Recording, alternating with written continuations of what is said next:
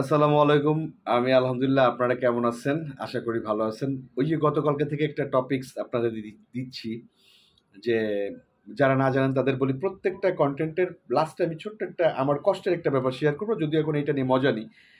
কোনো একটা সময় ঘটনা ঘটে গেছে, ওই ঘটনা নিয়ে এখন মজা নিবো আরকি। মানে এখন আপনাদের সাথে শেয়ার করব যে আমার লাইফের ঘটনা। যে ব্যাপারটা বলতে চাই, তাণ্ডব শেষ হইছে বা এইটা সেটা হাবিজাবি অনেক কনটেন্ট বের হচ্ছে। তাণ্ডব খুব বাজে একটা জিনিস হবে, রাজকুমারের মতন হবে, এইটা সেটা হাবিজাবি। আমি একটু মনে করে দিতে চাই, তাণ্ডবের ডিরেক্টর কিন্তু রায়হান রাফি, তাণ্ডবের হিরো কিন্তু মেগাস্টার শাকিব খান, তাণ্ডব কিন্তু আলফা এর ছবি। এত এত এত এত ম্যাটেরিয়ালস, সে সিনেমা কিভাবে আপনারা আস্থা হারান? ওই যে কিছু ফুটেজ বেরোচ্ছে, এটা আপনারা চাপ নিয়েন না, কারণ ফুটেজ, এই ধরনের ফুটেজ অ্যাটলিস্ট রায়হান রাফিকে কিছু করতে পারবে না। অ্যাটলিস্ট রায়হান রাফিকে কিছু করতে পারবে না, কারণ রায়হান রাফি অন্য জিনিস। রায়হান রাফির একটা টিজার চলে আসুক, টিজার আসতেছে, খুব তাড়াতাড়ি আসতেছে, আমি এটুকু বললাম, খুব তাড়াতাড়ি আসতেছে। যারা বলতেছেন না খুব অল্প সময়ের ভিতরে ঈদ চলে আসতেছে, তাদের বলি, প্রত্যেকটা দিনের কাজ, প্রত্যেকটা দিন এডিট হয়ে যাচ্ছে সেটে বসে, প্যানেলে না, প্রাথমিক এডিট সেটে বসে হচ্ছে। মানে ওই স্টিল ওইখানে বসে হচ্ছে, দূরে না। তাণ্ডব নিয়ে কোনো চাপ নিয়েন না। আপনারা তুফান দেখছেন না? সবাই বলছিল তুফান আসবে না, তুফান আসে, তুফান করে দিছে না? তাণ্ডব তাণ্ডব চালাবে, জাস্ট একটা কন্টেন্ট আসবে রায়হান রাফির, আর কিচ্ছু না। হ্যাঁ, এখন কথা হলো বাংলাদেশের শুটিং শেষ কিনা। বাংলাদেশে বলতে পারেন অলমোস্ট শেষ। হয়তো একদিন, হয়তো একদিন বা অর্ধেক দিন অথবা 1.5 দিন অথবা 2 দিনই কাজ থাকতে পারে সর্বোচ্চ। আমার যেটা মনে হয়, আমি আন্দাজি বলতেছি, আমি জেনে বলতেছি না। এর পরের গন্তব্য কোথায়? থাইল্যান্ড অথবা আরেকটা অন্য কান্ট্রিতে। তবে কোনো অবস্থাতে এটা ইন্ডিয়া না, কারণ ইন্ডিয়ায় এখন কাজ করার পরিবেশটা নাই। যদিও ইন্ডিয়ায় কাজ করার জন্য ভাবছিল তাণ্ডব টিম, আলফাই সহ পুরো তাণ্ডব টিম ইন্ডিয়ায় কাজ করার জন্য প্ল্যান করছিল, বাট ইন্ডিয়া এখন কাজ করার প্রসেস নেই। যদিও যুদ্ধটা থেমে গেছে, ব্যক্তিগতভাবে আমি বলবো আমি যুদ্ধের বিপক্ষে, এবং যুদ্ধ থেমে গেছে এই জন্য সৃষ্টিকর্তার প্রতি মানে অসংখ্য ধন্যবাদ। কারণ শান্তি চাই, শান্তিপ্রিয় মানুষ শান্তি চাই, আর সংস্কৃতি প্রেমী যারা তারা শান্তি চায়। তো শুধু এইটুক বলি, ছোট ছোট যে কন্টেন্টগুলো দেখছেন এগুলো কিচ্ছু আসবে না, জাস্ট একটা ফু দিবে, রান্নাবি উড়ে যাবে সব।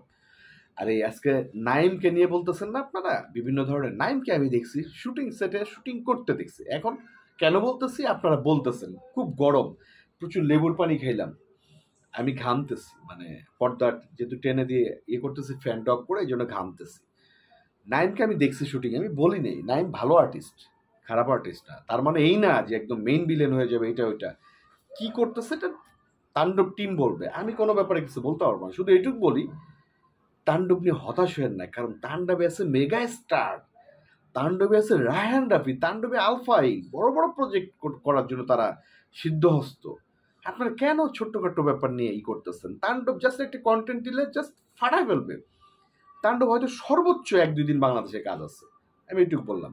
আর ওই যে শুরুতে বলছিলাম ছোট্ট একটা ব্যাপার শেয়ার করে, প্রত্যেকটা ভিডিওর মানে এটা নতুন চালু করছি, নতুন আর কি, যে আমার একটা সময় কষ্টের স্মৃতি এখন মজার স্মৃতি হয়ে গেছে। সেটা একটা স্মৃতি, যারা ক্যাপ্টেন খান দেখছেন, আমার জাস্ট 2টা সিকোয়েন্সে দেখছেন, বাকি সিকোয়েন্সে দেখেন নাই কেন?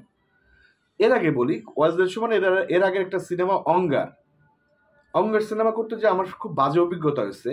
অঙ্গারের একজন ম্যানেজার ছিল, এখনো জাজের ম্যানেজার, আমাদের উজ্জ্বল ভাই। উজ্জ্বল ভাই না 15 দিন কাজ করে, আমার যে পেমেন্ট দিছে,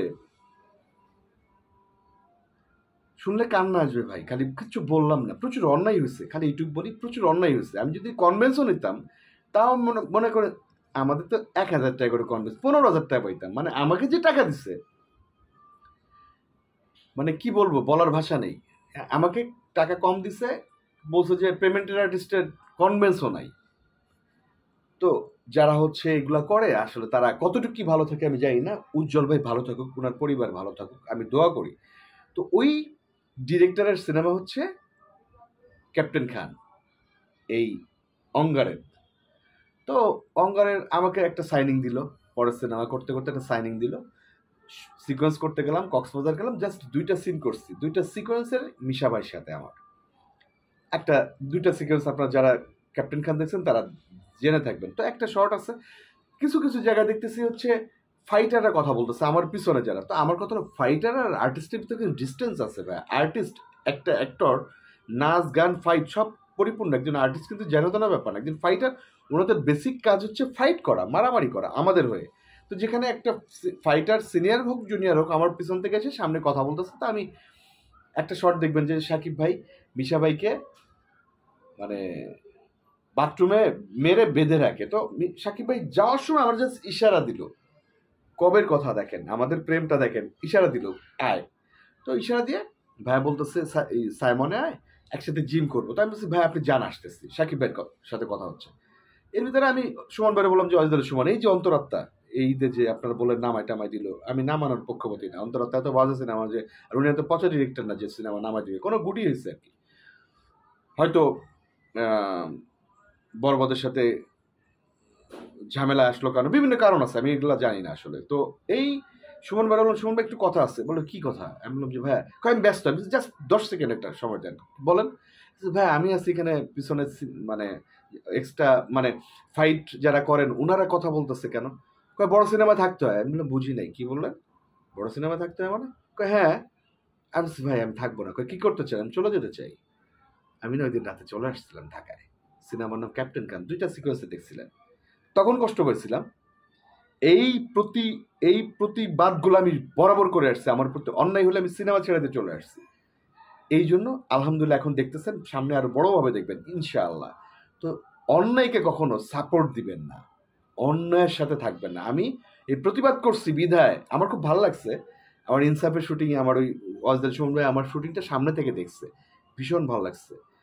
ইনশাল্লাহ ওনার সাথেও কাজ হবে। তো যে অন্যায়গুলো তখন হয়েছে খুব কষ্ট লাগতো, বাট এখন ফিল পাই, ভাল লাগে। কারণ সামনে থেকে পিছনে যাওয়া খুব সহজ, কিন্তু পিছন থেকে সামনে আসা ভয়ঙ্কর কঠিন।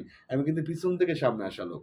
ভালো থাকবেন, আমার জন্য দোয়া করবেন, বেশি বেশি করে লেবু পানি খাবেন। আসসালামু আলাইকুম।